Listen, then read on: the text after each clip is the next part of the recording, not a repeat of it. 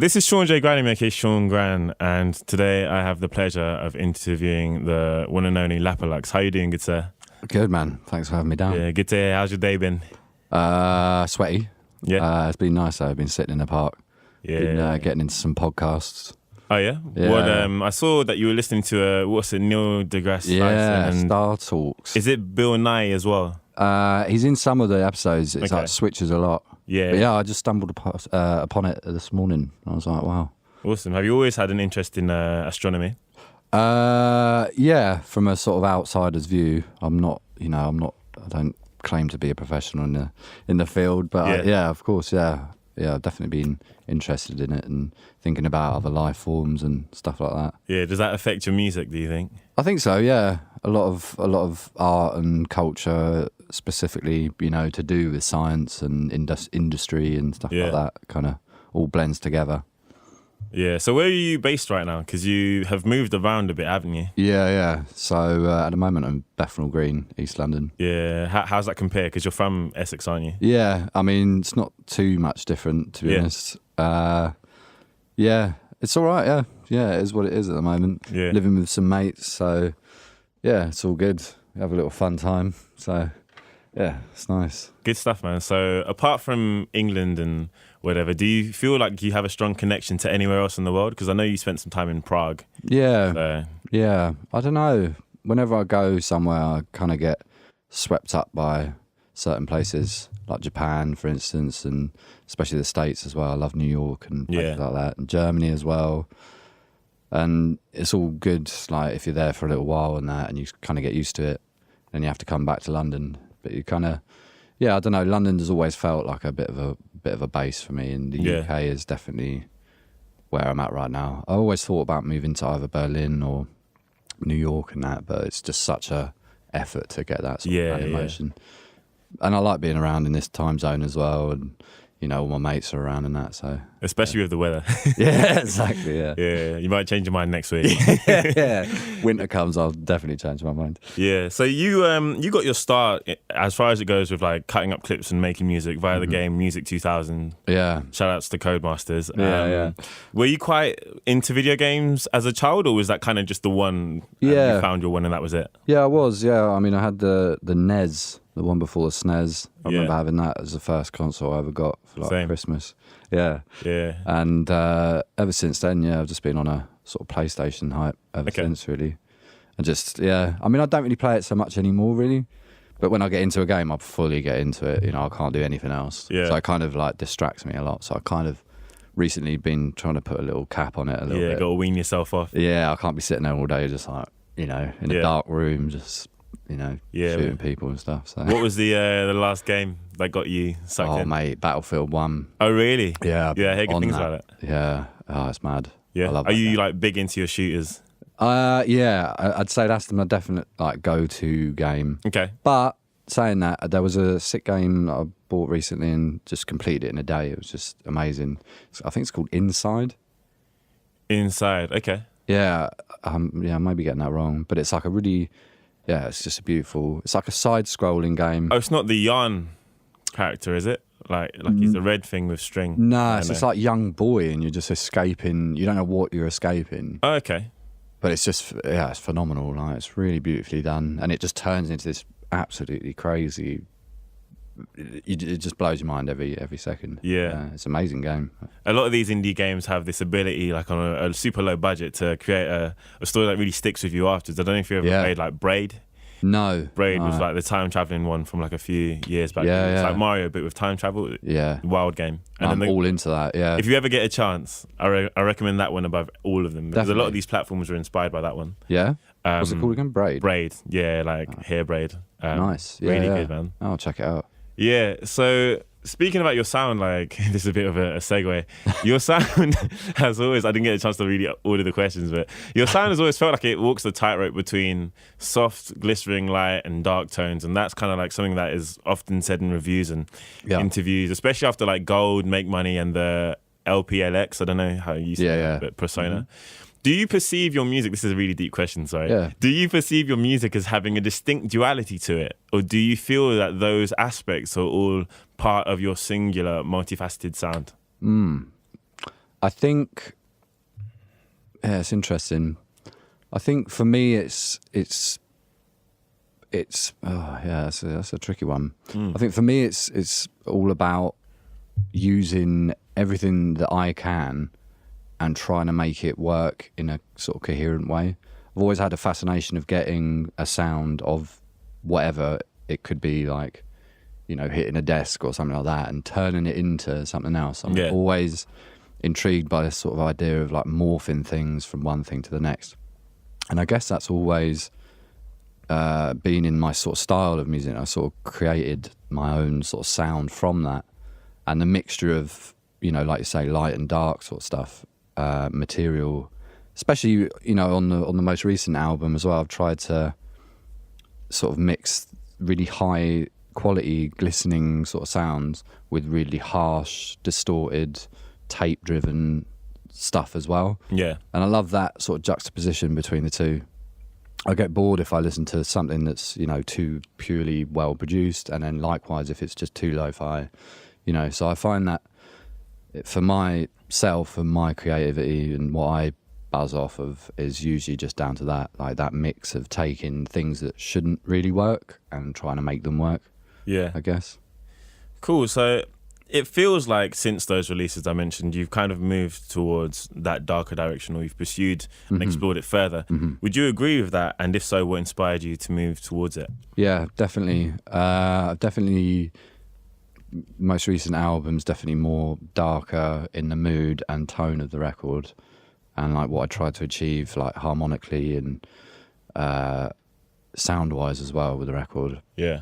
Just purely because my influences have changed, and I've grown up since my old records as well. The music scene has changed so much since when I started as well. And, you know, fads come and go. Especially I've noticed a lot when I play out live, certain things work and certain things don't. And a lot of playing live sort of, it kind of changes the way you think about music and what it could actually be as a different thing apart from just someone sitting there with a pair of headphones on. Yeah. So it becomes more about like a device for something. And recently, you know, I've been commissioned to do a couple of performance art pieces and stuff, and really doing that as a commission and seeing people and how they react to the music in that sort of setting kind of made me think more about music in a sort of divisive way, instead of just being like, oh, that sounds nice, you know. Yeah. They're more like emotive and forward-thinking sort of sound, I guess. Cool, man. Because one of the last performance art pieces you worked on was called Depart, wasn't it? Yeah, right. I think it just wrapped up its second, don't know what you call that, production? Or yeah, second it's gone around elsewhere, like Brighton or something. They did a tour. I think it was Blackpool and a couple of other places up north as well. Yeah, and that had a big influence on the new record, didn't it? So can you tell me about the connection between the two? And yeah, definitely. I mean, when I was working on it, I was just coming off the last record, Lustmore, and I was kind of in a, you know, you release your second album and it's kind of like, well, what do you do now? Because the third album for me really is sort of a statement now. You know, I'm out of that loop of like, you know, trying to catch up with the first album and like trying to make it as good or better. Yeah. Now I'm kind of more free and able to do what I wanted to do, but I didn't really know what direction I wanted to take it. And getting involved with Lift and doing this piece called Depart really just made me think about, you know, performance art and making it more about art for art's sake, rather than just being like, you know, sitting there making nice sounding stuff. Yeah. I wanted to kind of get that sort of grit and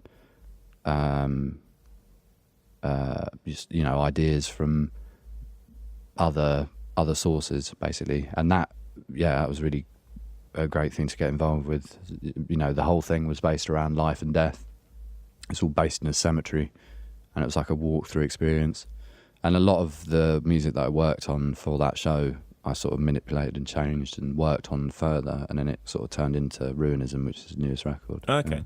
Yeah. Is there anywhere that we'll be able to hear the Depart soundtrack? Because I must have looked it up the other day and been like, yeah, maybe there's a chance you can see it, and it's like, no, just wrapped up. Yeah. The second so part. Yeah, some people have been asking about it, and I've been thinking about putting it out somehow. I don't know how to really do it at the moment. Yeah. Sort of self-release it or put it through Brainfeeder maybe, but yeah, it could come out. A lot of people have been asking that sort of same question, so yeah, it could be good. Yeah. It'd be cool to hear the roots of some aspects of the record as well. Yeah, definitely. Yeah.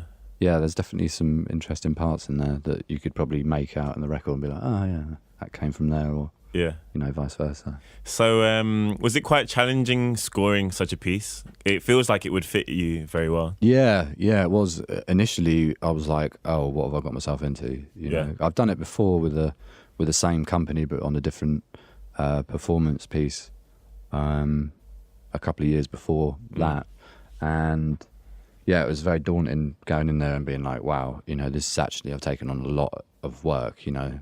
Some of the music lasted, the finale especially, that's 20, 25, 30-minute piece of music. Yeah.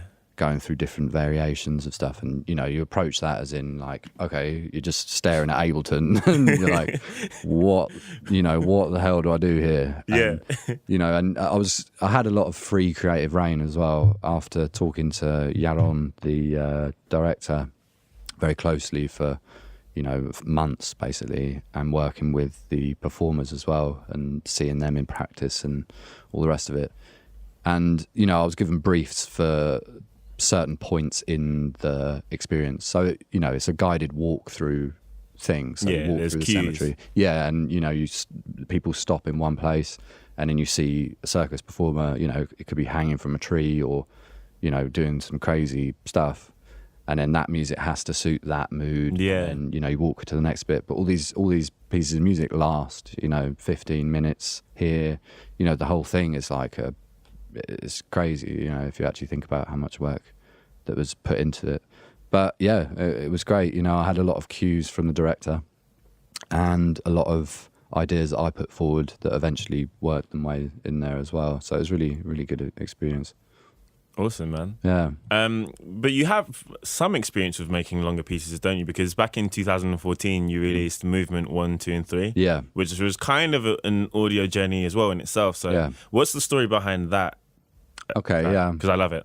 Yeah, thanks, it's amazing. Man. Yeah. It was such a unique and, sorry to cut you, but it was such a unique and such a random drop. I don't think you announced it or it was just like a random, sort of here's another thing I've done. Here's one I made earlier. Yeah. I've been working with, that was a weird one. I'm fully into that idea of making really, long pieces of music. Yeah. Around that sort of time as well, I was listening to a lot of Steve Reich and all that sort of stuff, and music for 18 musicians and William Basinski and stuff like that, which huge hour-long pieces. And I was working. I think I ended up. It initially started just working on like 2 tracks separately, and they were both sort of in the same sound world. And I just really wanted to join them together, and it just came out like that. Basically, it was just I really like doing that. I do that a lot anyway. Tracks that don't really see the light of day. If I work on something, I kind of try and blend one thing that I'm working on into the other thing, and then add another part and stuff like that. But you can't always get away with making a record full of 15-minute songs. But I love that process. Awesome. So scoring a movie has been on your bucket list for quite some time, hasn't it? Yeah. Do you feel like all of this performance art that you're starting to score is one step closer? And do you have any plans, plans to do it? Yeah, no, I definitely do. I think with that sort of business, it's more about who you know and how you get there, and it takes a lot of trust for a director to turn around and be like, right, do you want to create an original score for this? And I've got friends in film and TV and stuff like that, and we've always talked sometimes about maybe doing something and stuff. It is a bit of a pipe dream. Yeah. Again, it is a lot of work, a lot of devotion, a lot of time. But I'd love to do it. I think it's more about trying to get them connections. Yeah. Yeah.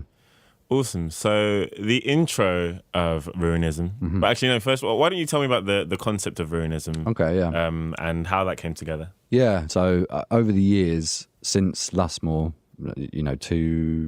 nearly 3 years ago. Well, no, 2 years ago now. Yeah.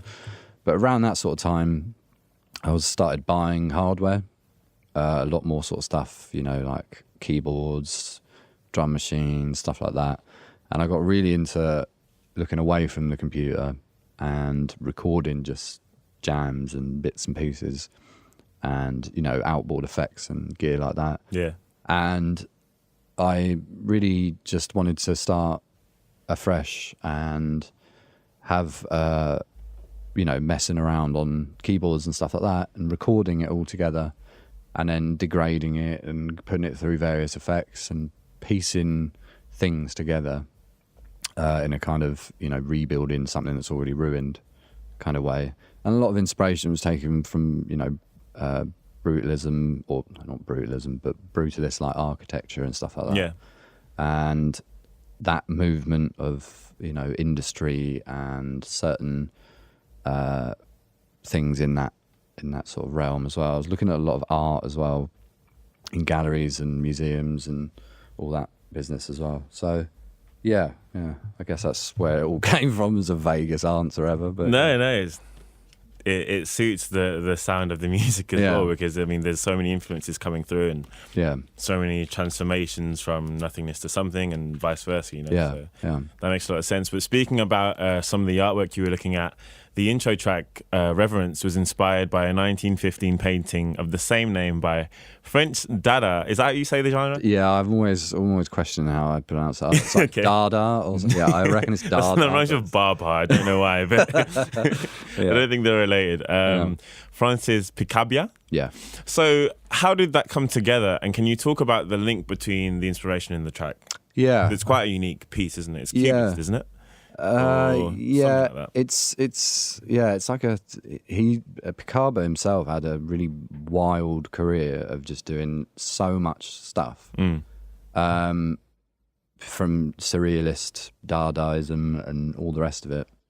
But I don't know why, but that image for me, if you actually see it online or, you know, go to the gallery and actually see it, you know, for me it looks like a satellite or some sort of industrialized thing that is made and sent to space, or this kind of, I don't know, for me that's what stuck in my mind about that image. And I had it and I printed it out because I just took a photo of it when it was in the gallery. I think it's in, I can't remember what gallery it is now, but I just printed it out and I was literally from left to right looking at the image as a piece of music almost. So I'd take a sound that, like, because on the left it starts with this sort of grate panel,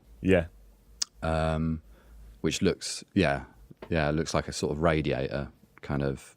Very much so, actually. Or like a, you know, like a satellite would have like sun, sun panels or solar panels. Anyway. So I basically, just thought about it in a musical sense, thought about that image in a musical sense, and the sort of iciness of the first track. There's a lot of atmospheric iciness, and this sort of idea of an orbiting planet, something orbiting around a planet. And that's just what stuck in my mind through that image. And then I added some strings that I recorded in my friend's studio, and I mean, it's a very simple opening track, and it's, you know, it's just an arpeggiated poly six, just going round and changing and shifting. But that's sort of how that came about. I didn't pick this up before, but would you almost say that the arpeggiated synth in going around in rotation and going up and down through waves is similar to the rotation of the planets or whatever you see in that piece or something? Yeah, no, definitely. A lot of the atmosphere and the actual arpeggiated sequence is this kind of idea of orbiting something, or some sort of planetary, out of planetary sort of galaxy questing sound. Amazing. It's nice to get a glimpse into that aspect of your work, because that's something that you've done from the beginning. If I'm correct, like, for example, you had the photos of you and, was it your sister, like 650 of them on Nostalchic? The cover? Right. That's funny.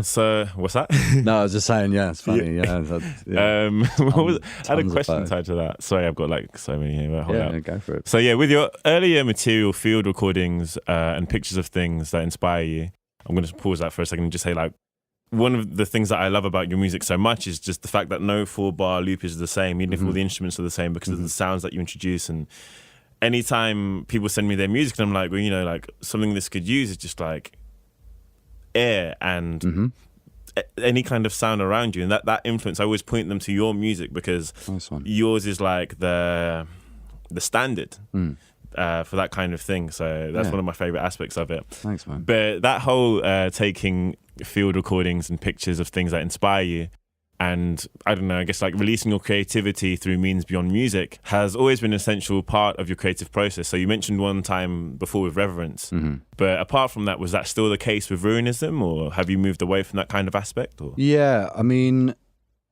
yeah, with the more recent stuff, there has still been a lot of, you know, exterior recording of certain sounds and stuff. You know, in some of the tracks, you just barely even... You can barely even hear it, but there's still a lot of atmospheric kind of stuff going on under the scenes, just to break it away from, like you say, like if a loop is just going over and over and over, you need something else to stimulate your brain still. Yeah. You know, even when working on music, after a certain while, you yourself get bored of hearing the same thing over and over again, and your brain actually physically, or you know, in a certain sense, actually does get bored of a sound, so you can't hear it anymore. But you know, I find if I add texture or something that's just a little bit off, and it offsets something that's going on, even if it's just a little bit off in like key or something, you know, if you shift it just a few semitones, or even sense, you know, it becomes a different thing, and it becomes a different experience, and it like pricks up your ears a bit more, and it's less monotonous, even though it might be a really simple idea. Yeah, that's really cool, by the way. Yeah, so one thing I noticed, and you can correct me if I'm wrong, about Ruinism, is that it feels like the use of vocals as an instrument layered within each track has been a bigger focus than past ones when, for example, you'd have Andrea Chiana singing on top of your instrumental as distinct parts that come together. Yeah. Do you feel like that's been a bigger focus with that album? Yeah, definitely. With the new one, it's you know, some of the actual vocals that were recorded are actually illegible. You know, are literally just for texture. I think you know, for me, hearing music, especially a lot of instrumental music, I always feel like I need or want to hear something tangible, like a voice or an instrument that's real. Because a lot of music can sound almost like plasticky or unreal to a point where it could just be generative music, unnatural in some way. And I love doing that. You know, a lot of stuff, even I'm writing new music even now, and it's, you know, I'm using a lot more sort of vocal sounds, like breaths and just oohs and ahs. Yeah.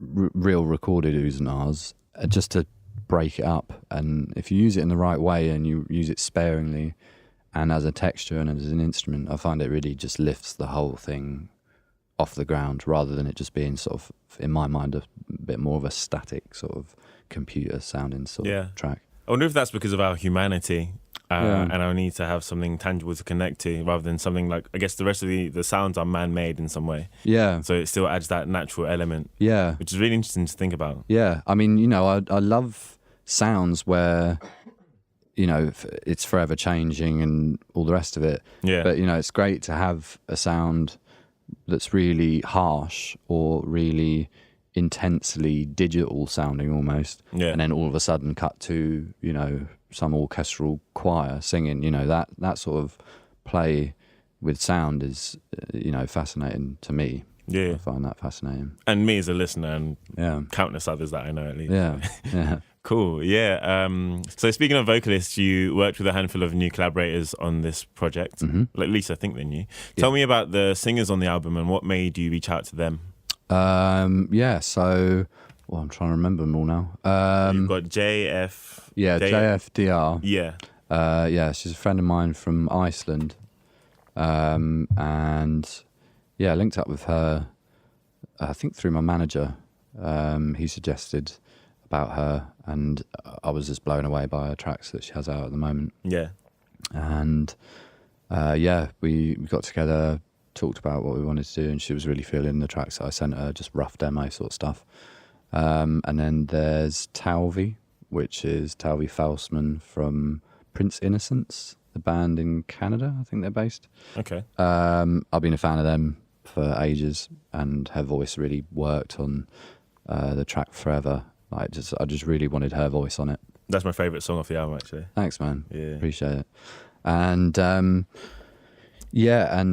Camilla Lobo. She's got a really kind of a sort of textural, like we were saying earlier, sort of textural vocal on some of the tracks. And Gabby as well. Hooked up with her in New York, and we got chatting about doing something. And she's got this really amazing sort of orchestral voice, and I just really wanted to, you know, I was living in Brixton at the time, and I got around and just set up to I had a spare room. I was staying at a mate's place before he sold it, and I had these like spare mattresses. I just made a little, you know, vocal booth or whatever.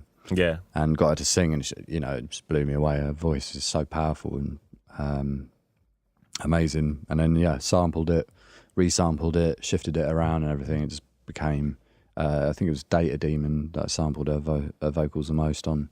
And throughout the album as well. Just dotted around. And Louisa. Oh yeah, of course. Yeah. So I've been a fan likewise with her for ages. Yeah. How do you say it, by the way? Is it? I just say it Louisa. Okay. I'm glad I got it right.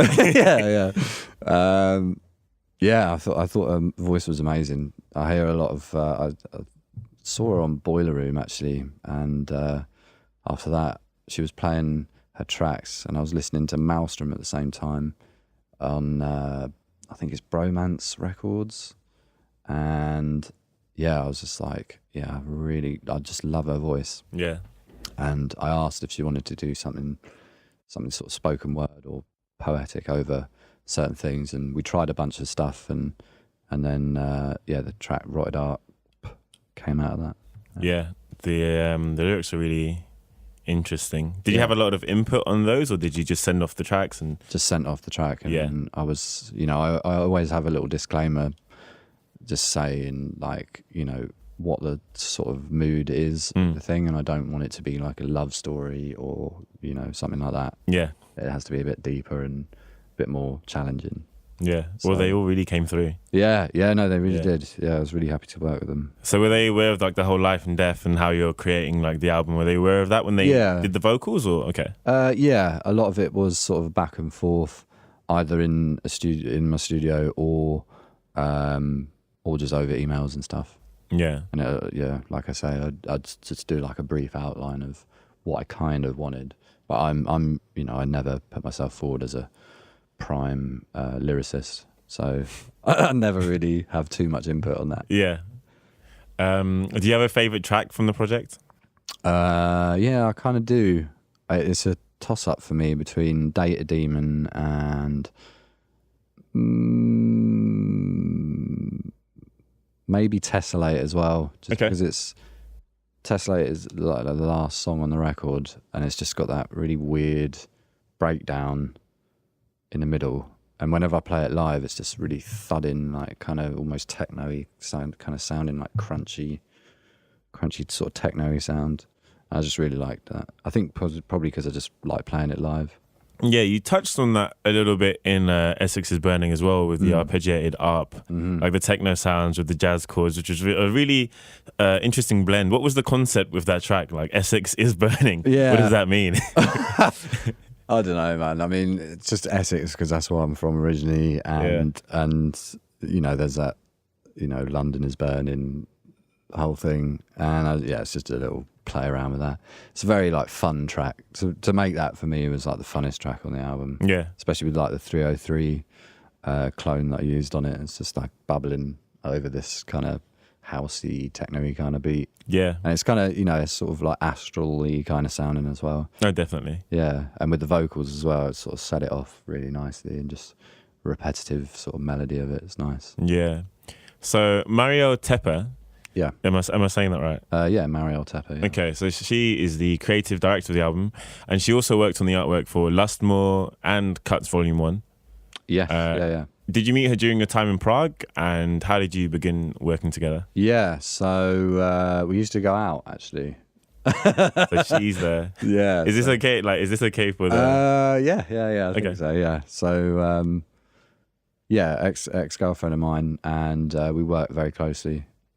We still work together. We're still really... Clearly. Yeah. So there's no bad blood or anything. Yeah. So that's how that came about, really. And she's really talented in what she does. She does a lot of video direction and all sorts of stuff, artwork, photography, all across the board. Really, very talented individual. Yeah. So I don't know if this is too deep, but how did you guys begin meeting each other? I don't think you touched on that bit. That might be a bit of a personal story. Yeah. Yeah. You don't have to answer Yeah, this. I don't know about that. Okay. All right, cool. Off the record. Yeah. So the album artwork is quite striking. How did it come together, and how does it tie into the title? It started off in a very sort of different place. Me and Marielle were going back and forth about like ideas for what the record should look like and stuff. And Marielle put forward this idea of I forget it's called shibari, and it's like a shibari bondage. It's a Japanese thing. Yeah. I thought so from the picture. Yeah. So it's based on that idea. It's not like a sexual thing. It's more like an art form. Right. And so the actual woman was suspended and in this rope. So it is a photo. Yeah, that part of it actually is a photo. Yeah. And the rest of it is obviously graphic design. Around that. What's in her lap? It's a set of flowers. Oh, okay. Yeah. Couldn't tell. Yeah. Amazing. Yeah. Yeah. So and all the the font as well. I helped out on the font and the sort of graphic designy sort of part of it as well. And it's about making it look kind of brutal as well to sort of fit the album. It's very like it's almost it's very hard to put my finger on like what I see it as. I see it as a sort of structural thing, like she's hanging from a structure, and the way that it's laid out, it feels to me like it's like a building or like some sort of brutalist architectural kind of thing, which I kind of think sits with the album really well as well. Yeah. Because a lot of the old album record covers have a lot of like grain and grit, and it's very almost like organic looking and stuff. But with this new one, it's very like hard cutting, hard edge kind of vibe, which I like. I like sort of switching it up. Yeah, it matches the music really well. Yeah, thanks. Yeah, so given that Lustmore explored hypnagogia, is that Haji or? It's one of these things. Right, I say hypnagogia. Okay, goja. But a lot of people say it differently. Hypnagogia, the suspension of consciousness between wakefulness and sleep. Mm-hmm. And Ruinism explores the space between life and death. Mm-hmm. Do you see a strong connection between the two releases? Is it almost like this is the progression of you and Lustmore? Or is this just like another exploration? Yeah, I think this is more like a separate thing. Yeah. And more of like it's not really a continuation as such. Definitely not in sound. Yeah, exactly, right? Yeah. So, a lot of it was because I really wanted to switch it up. And as much as I love doing the older stuff and you kind of get known for doing a certain thing, I really just wanted to switch it up and make something completely new and still retain a certain sound, but explore deeper into what is actually sonically possible. Yeah. And I really tried to push it really hard as well. There's a lot of tracks on there that some people might actually find hard to listen to, especially the first half of the album. But there is a midway point, and it's kind of, more sort of light and dark almost. Definitely. Midway. But it's definitely its own sort of thing. Yeah, so you did some exploration with your sound under the LPLX name as well. Mm-hmm. That started with, what was it? Lonesome Tonight? Yeah. That was the first one. I think so, yeah. I think either that or like 2013, I think? Yeah, or like an old Young Thug remix or something. Yeah, that was definitely the around that time as well. Danny Glover, wasn't it? Yeah. I hear that in so many sets. Like I still love it. What inspired that? And can we expect more? Well, there's a couple of questions there. What inspired that? Did that influence Ruinism? And can we expect a Cuts Volume 2? Yeah. Okay. So I don't know. I mean, for me, the LPLX stuff is sort of just it's like a quick and dirty kind of vibe. You know, I just sort of, if I'm messing around with something, it's usually just a case of I'm just putting it out because I'm not really thinking about it too much. I'm not, you know, it's not like I'm sitting there for months on end working on one track with the LPLX stuff. It's kind of like, if I'm messing around with something and something sort of sounds cool or whatever, I just whack it out there and do that. But yeah, I'm also, you know, there's another sort of side project that I work on as well. It's a bit more sort of experimental, housey sort of stuff called Silk with a Q on the end. Goes to Google. But yeah, it's all sort of, you know, it's all the sort of stuff that I can just put up on SoundCloud and not really think about too much, really. Yeah. Because with Lapalux and doing that, it's kind of like people expect a certain quality of stuff, and it's nice to have a little alias to sort of put stuff out that's maybe a little bit half-baked or a little bit less, you know, what I stand for in the Lapalux side of things. Yeah. But as far as the project goes and the other two songs, Lonesome Tonight and the Danny Glover remix, it's really diverse actually. Yeah. So you have a lot of I don't even know how you describe some of the songs, because there's a lot of like guitar led type of things, but you also have like the footwork, the housey stuff as well. Yeah. Can we expect more of that? Yeah, I guess. Yeah. I mean, a lot of when I'm playing live, I usually sort of improvise and do stuff with the drum machine that I have and some samplers and that, and I kind of have been thinking about recording some bits like that, just sort of more dance floor oriented sort of stuff. Yeah. And it would be pretty fun to put some more stuff out like that. Yeah. So was there also a need, like, was it from your club experience? Because a lot of producers have this actually, where they realize, okay, my music works in the club, but I could be doing this better and like have this to like really get it to this point, or maybe like I have a chill side to me, but maybe I want to do some more up-tempo stuff that works in the club. Was Cuts partly because of that? Definitely. And did that feed back into Ruinism, do you think? Yeah. Yes and no. Yeah. I think, especially with Cuts, it was like, you know, it's just that functional music. It was just literally, you could play it in a club and it would just pop off, you know? Yeah. And yeah, with Ruinism, there is parts of that. Like, as I mentioned before, like going to clubs a lot and playing different venues and stuff, you know, kind of what works and what doesn't work. And with that, you kind of, for me, I wanted to work on more like danceable, that's not even a word, but like danceable stuff. Yeah. You know? So yeah, for me, there was a bit of inspiration from the LPLX stuff, but yeah, I think it was more to do with just that live setting and sort of pushing music further into sort of a darker, more sort of techno-y kind of vibe. Have you always been into techno?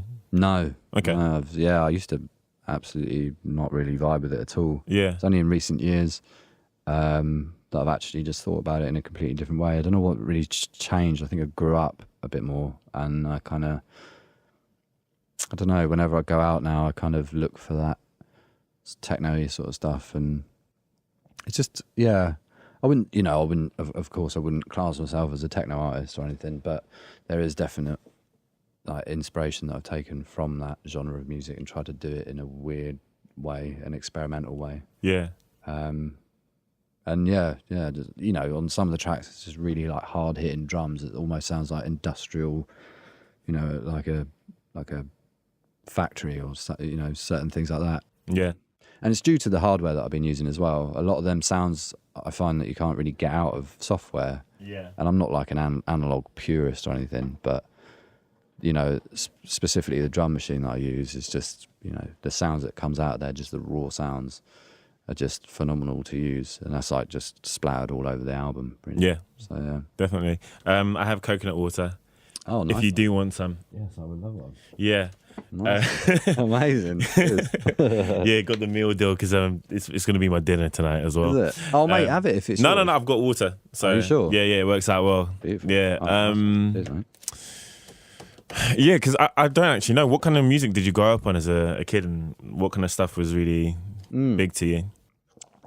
I think main thing was just I used to go to the library a lot when I was a kid with my dad. He used to take me because he would just hire music from, you know, when CDs were out. I mean, I'm not even that old, but yeah, you're making yourself sound like a relic right now. Yeah, but I remember that for some reason that sticks in my mind, and just going into different sections of the library because you could just hire like 10 CDs for like £5 or something. Those were the days. Yeah, and you know, I used to go home and burn them. I mean, I shouldn't even be saying this, but like basically burn them to the computer. Yeah, and then keep them and then send them back.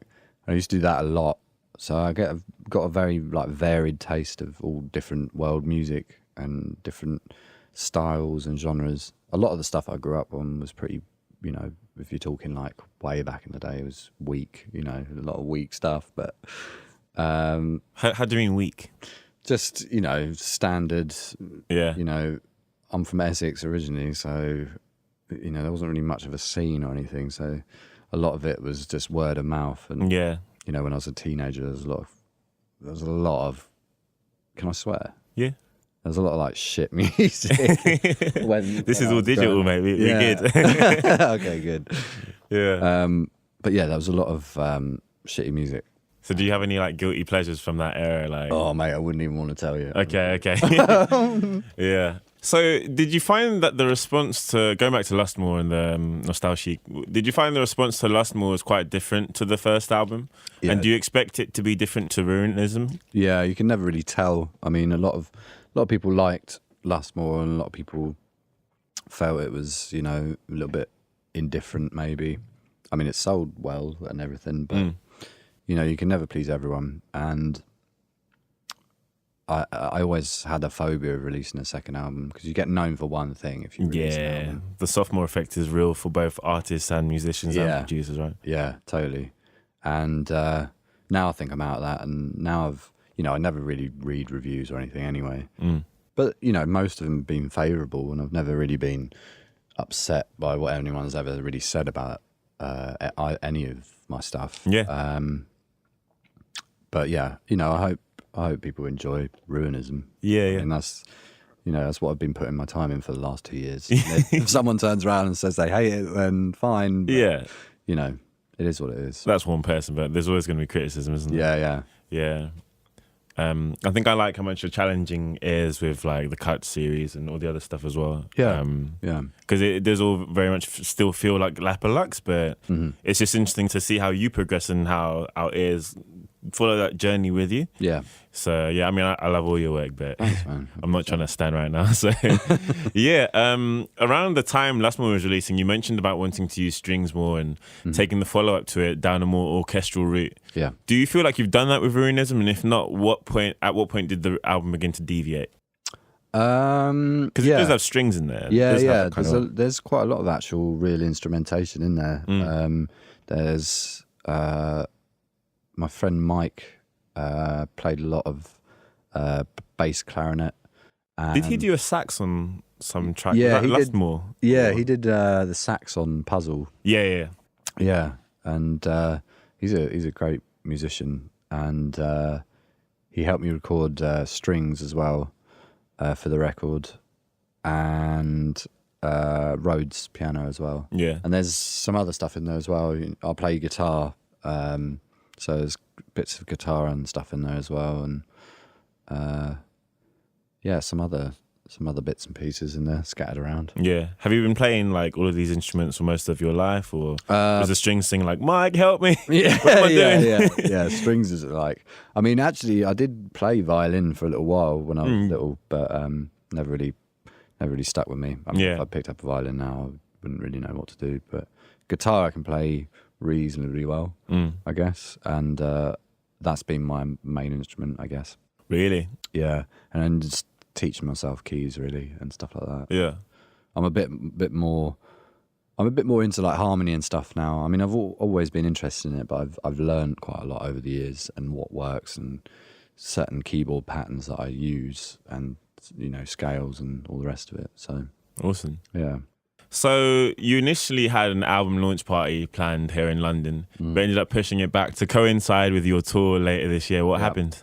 Oh man, it was just a case of really like timing. So with the artwork for the record and everything, all the assets getting ready for the record, the actual Ruinism was supposed to be released towards like March sort of time. Oh really? Yeah, and then we had to push it back because of different various things going wrong. Yeah, life. Yeah, just, you know, various things. So it became, we initially really wanted to do it as launch parties. There was like 3 that we were trying to do. And then we just decided that it's way better to just wait till the actual record's out. Yeah. And then people actually know what they're coming to see. And, you know, there's lots of things with the live show that I wanted to try and do differently as well, and there's visuals and things to take into account as well, and we really wanted to I really wanted to change certain aspects of that, and we just really didn't have time to do it a lot, so we kind of just postponed it till later in the year. Yeah, just thought it was a better thing to do. So speaking of the live show, can you talk about what's changed for the new album? So at the moment I'm still I'm still playing here and there, but I'm trying to put together a lot more sort of instrumentation on stage. I recently got into like modular stuff as well. I'm just like signing my life away. But like, it's just a lot more sort of actual freedom to do stuff. Traveling is hard, especially when you do it by yourself, to try and fit everything into like hand luggage and stuff like that. Yeah. But now I'm just like, okay, well, we've got to go in, because not to put anyone else in the music game down, but if I go to see someone and they're literally just staring at their computer, it kind of defeats the purpose for me. Yeah. You know, I come from that background, definitely. You know, I've been there back in the past. Very minimal setup, and you can do a lot. You know, you can do a lot with Ableton and all the rest of it. But after a while, you yourself get bored of it, and you need to find other things to do on stage where it actually adds to the experience. Yeah. And, you know, the way I have fun nowadays is to just improvise more and go off on tangents and just see what happens. You know, sometimes it fails, but that's kind of all part of the process. Really. Yeah, it's part of the journey, isn't it? Yeah. And so, like recently the live setup's kind of changed. I've got like a couple of keyboard little like MIDI keyboard things. Like I still use a push to like trigger clips and stuff, but I've got like a drum machine, the analog rhythm, and I'm hoping to actually bring some modular stuff as well with me next time as well, especially for the later in the year shows as well. Awesome. Yeah, I'm excited. Yeah, man. It'll be cool to see like your show and how it's progressed after like 4.5 years. Yeah, and there's that was the last time I saw you guys. Yeah. Thanks. Yeah. There's some live visuals that we're working on at the moment that should be really cool as well. Awesome. Yeah, man. So some of the clothing for your press photos is pretty wild, featuring a serious amount of squares or circles. What's that about? The pieces look amazing, but talk to me about them. Where can I get them? Mate, I wish I could actually keep all them clothes. They're amazing. They're actually, a lot of them are off the catwalk, actually. Really? Yeah, so my friend Jessie styled the whole thing.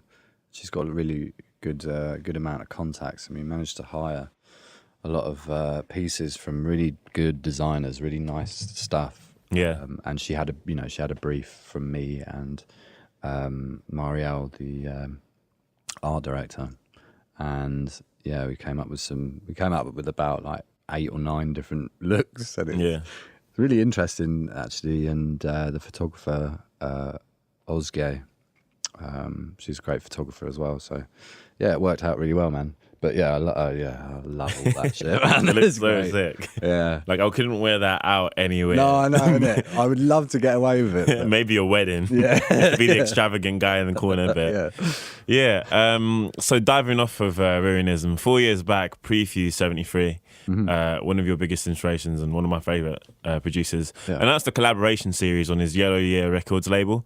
He had you, No Such Thing, and Teebs and others mentioned. What happened to the work? What happened to? Like, because like you were supposed to be like releasing some sort of collaboration with him. I don't know. Sort of communication sort of broke down. Whenever I try and sign up for things, sometimes it just doesn't work out. Yeah. There's a lot of different things going on in different people's lives at the same time, and it's very hard to make everything work, especially when you don't know what the outcome's going to be like. Yeah. And you know, at the time, I think I was working on my own stuff. And when I'm literally just in the studio every day working on my own stuff, it's really hard to actually just do anything. Yeah, You know, it's so insular, isn't it? Yeah, As a process. yeah, and you kind of just step out of it on the weekend. You're like, wow, shit, I didn't even leave the house for a whole week. But yeah, I don't know. I get very fixated on.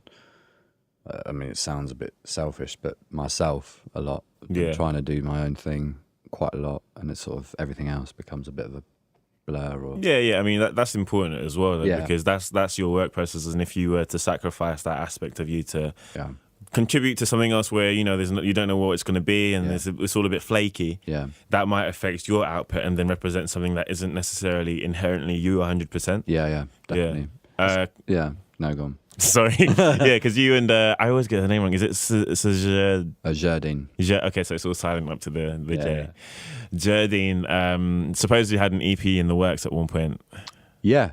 So we were actually working on a bunch of stuff. She actually put an EP out. I think it was last year. Yeah. And there was a couple of tracks that we did together. But we have some unreleased stuff that's still sitting around. Okay. Yeah, I think it's like 5 or 6 tracks that we did, and she used like 2, I think. Yeah. Yeah. I mean, yeah, it's always, you know, if you're working with someone else, it's always their choice over what they want to use and stuff. Yeah. But I do, you know, I love working with other people. But yeah, sometimes it can be a bit of a struggle. Yeah. Naturally, I mean, that's just how it goes. Yeah. So what do you think is the biggest misconception that people have about you or your music?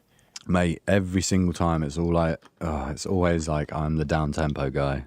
Like, I'm the guy that's just known for like just doing you know, down tempo, like chill out 4 a.m. kind of in the morning music. Yeah. But you know, I kind of want to change that, and you know, I don't want to be known for just doing the same thing over and over again. Yeah, and I think you have, like with Cuts, I mean, as soon as it starts, it's what's it? Make It Clap is the first track, isn't it? Yeah, I forget the name of it now. It's that. It is. Oh, what is it? Clap, Yeah. hands up. Yeah. I love that track, man. Yeah, I think it's just Dem Bands. Throw them down. That's it. Yeah. Throw them bands. I love that song so much. Thanks. Like that song, and then you have like "Fuck You" and Yeah, all of yeah. that. Like you have like the horror sample on the Yeah. What's the other one? The Goblin. Goblin. That's it. Yeah, I love that song as well. Like, Yeah. I think if anyone like truly knows your discography beyond the major releases Yeah. and the initial EPs, like they perhaps know that like there's more to you than that. But yeah, I mean, I would love to hear more of that side as well, because Yeah. No, those are some definitely. great tracks there, man. Yeah, thanks. Yeah. So if you had to choose one song that defines Lapalux, whether that's inside or outside of your own discography, what would it be? Man, that's a tricky question. Inside or outside? I mean, you could do both. Fuck, yeah.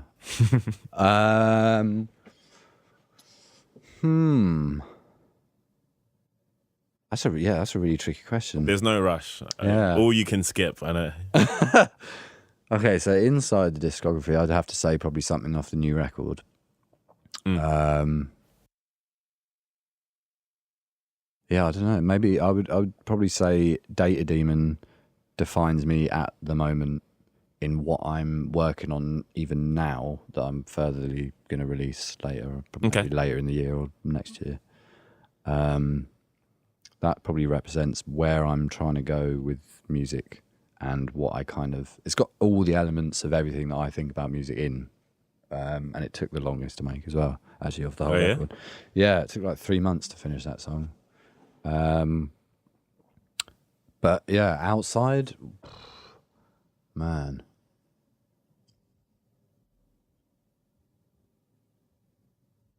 I would probably. I don't know. What was on your mind? I was going to say like Steve Reich. There's this. Ever since I got shown it in a class I had for music like, way back in the day. Yeah.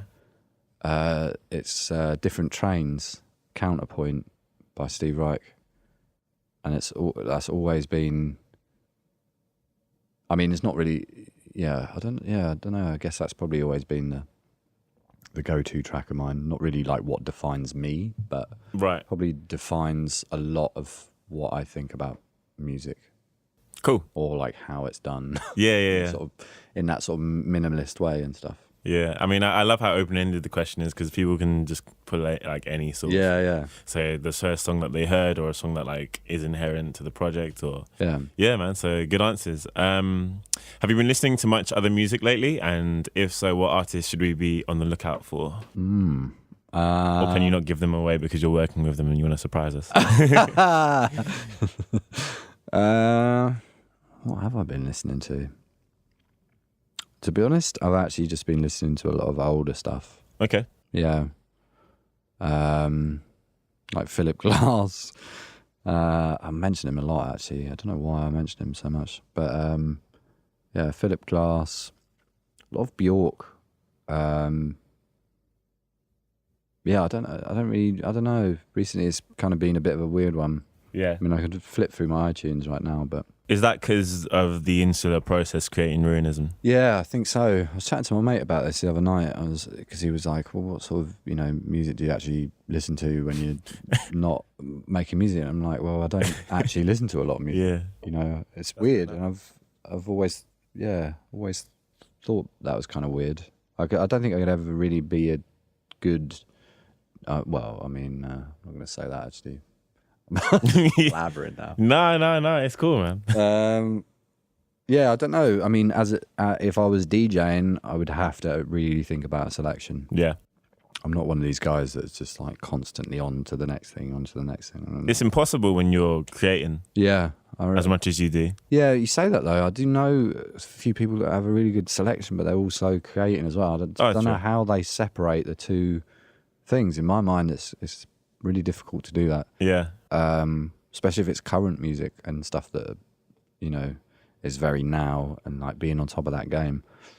Yeah, I listen to all sorts of different stuff, like different genres and like a lot of classical music and stuff like that even, and like rap, hip hop and all the rest of it. Okay.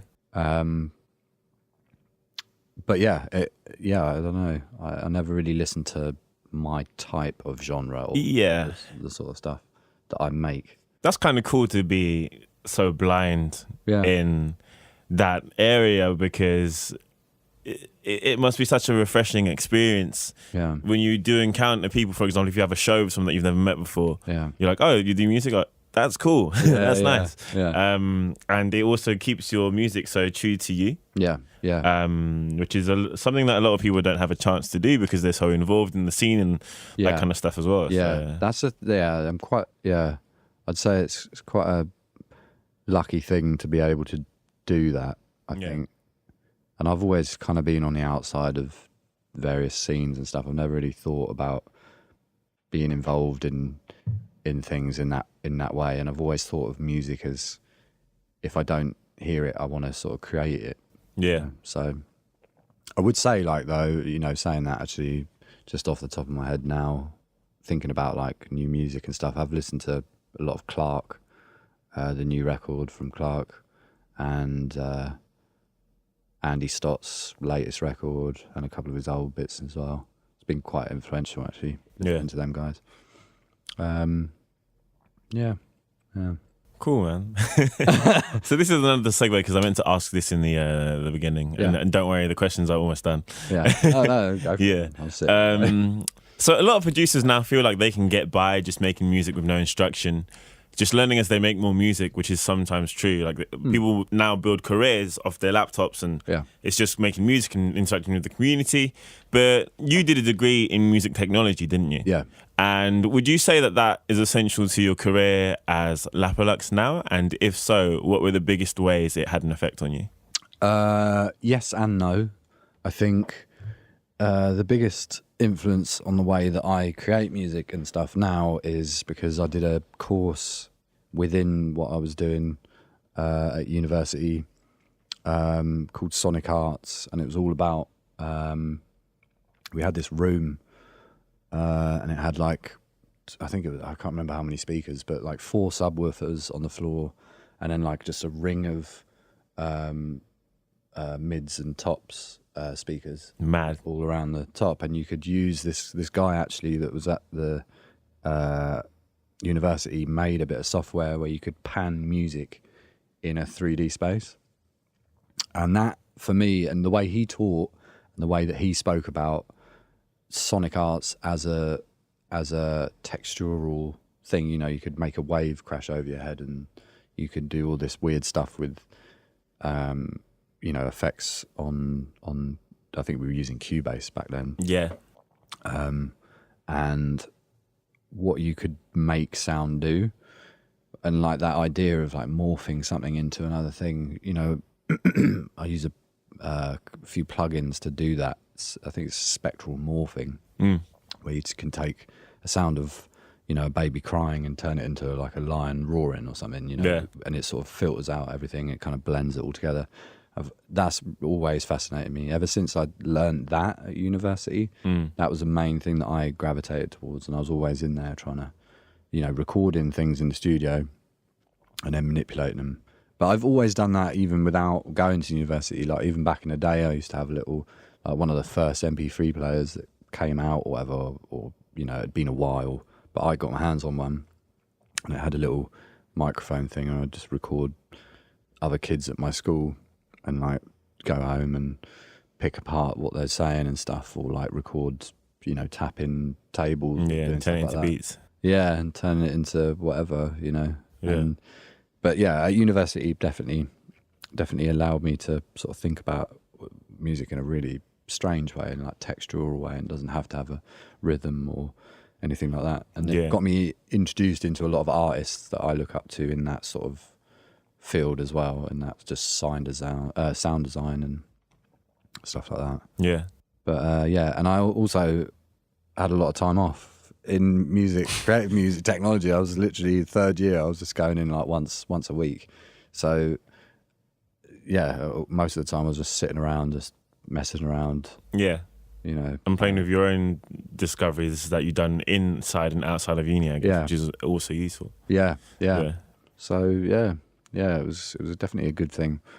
There's a lot of parts of the course that I didn't want to do, and didn't think that I would ever really be bothered with, and you know that is definitely true. But yeah, it'd be great if it was cheaper. But oh yeah, especially in the like, it was better for us back when we went. You know what I mean? Yeah. Even then, it's still bloody insane. Yeah. Oh, you know the guy? The name of the was it a lecturer, whoever, who had the 3D? Yeah, I forget his name now. Oh man, that sucks. Nah, no worries. Yeah. I mean, if it comes back, then we'll work it out. But it's funny how you can have that education on something as high tech as a room of speakers and subs and mids and highs, versus like, I don't know if you've ever heard it, but on YouTube there's this like infamous clip of like a barbershop. It's supposed to be like an audio barbershop from 2007. So like, the quality was like 240 like kilobits per second or something. Yeah.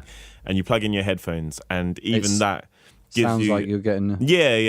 It's ridiculous. Like it's insane. Yeah. So that them you can get them earphones. I have a set of them earphones. Are those like special ones? Yeah. So you could they're earphones, but they're microphones.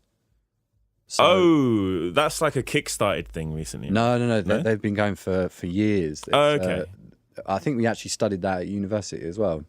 Man, I wish I could remember the name of the goddamn things, man.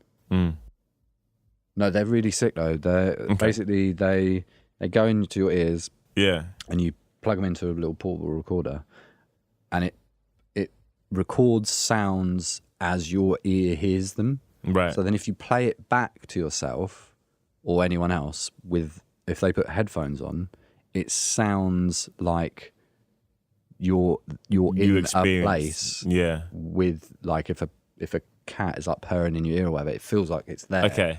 That's really cool. Man, what is? Oh, That's not even what I was talking about. But oh, it's not. No. No. That sounds awesome, and I would love to know the name. But my point was more that like something as expensive and crazy high tech as that, like spherical like system with all those speakers, can give someone an education, as can this 3D barbershop thing, which isn't like special headphones. It's just like you plug in any headphones. Like it could have been old like Sony like regular ones. Yeah. And even in its like glorious 240 kilobits per second sound, it still communicates, and it really sounds like you're getting a hit. Yeah. So it's amazing how you can have similar experiences, even though that's obviously on another scale. Yeah. It's crazy. Yeah. Like, I'd love to know what the name of those headphones are, but I'll have to look them up. Yeah, I fucking can't remember. Yeah. That sucks. So, my last question is just, what are your plans for the next 12 months?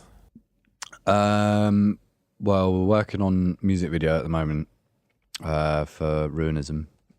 Can you say which track, or probably not? Yeah, not at the moment. So yeah, we're working on a music video, planning the tour, which is going really well actually. We've got some good offers in and stuff.